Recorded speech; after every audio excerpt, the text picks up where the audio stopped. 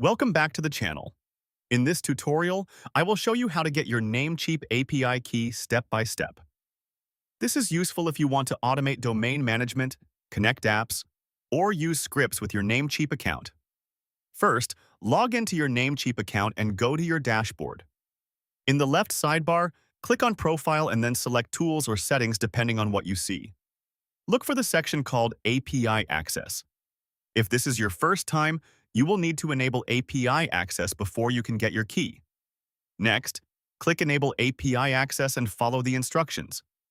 You may need to add your public IP address to the allowed list for security reasons. Once your IP is added and confirmed, the system will generate your API key automatically. Copy this key and store it in a safe place because you will need it for integrations. Finally, test your API connection using the documentation or your application to make sure everything is working correctly.